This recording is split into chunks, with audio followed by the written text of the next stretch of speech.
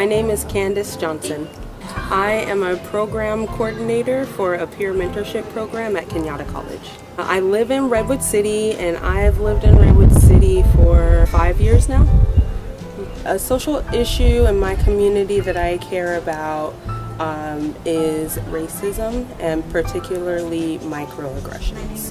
Through education, in my time at Kenyatta College, I have had the opportunity to do a lot of trainings and things like that on social issues and how to address them with our students and things like that. Microaggressions was a thing that I knew about because I had experienced them, but I didn't know that there was a name for them. And so I actually did a training about race. The issue came up and they named it, and I was like, oh, okay, I didn't know that that's what that was called. And I appreciate that there's a name for it so that when it does happen, I can call it out for what it is.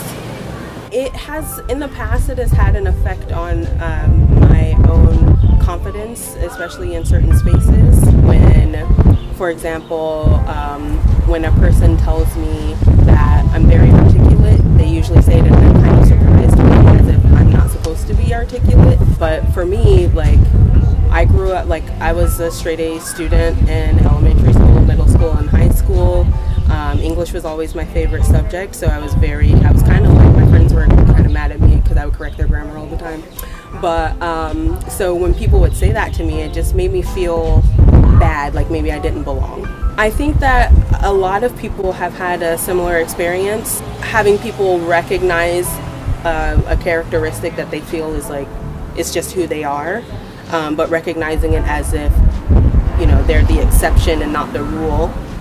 To people who look like I do. I try to call it out, but, you know, not in a mean way and not be like, hey, you microaggressed me, but like, you know, the thing that you just said, you know, kind of hurt my feelings, and, you know, try to talk to them about just first with the awareness, and then if they're open to speaking more, to have a conversation, to just kind of talk about what a microaggression is, what it means, where it comes from, why we do it. And I think at the very least, if when people do it, they catch themselves and they like kind of ask themselves, like, why did I say that? I think that can create a lot of change. I think people in our community, in my community, should care about this issue because it can cause a lot of people to feel as if they're not worthy of the things that they can achieve. And I think it's really important for us to be supportive of each other and to just be aware that the things that we say can really affect people.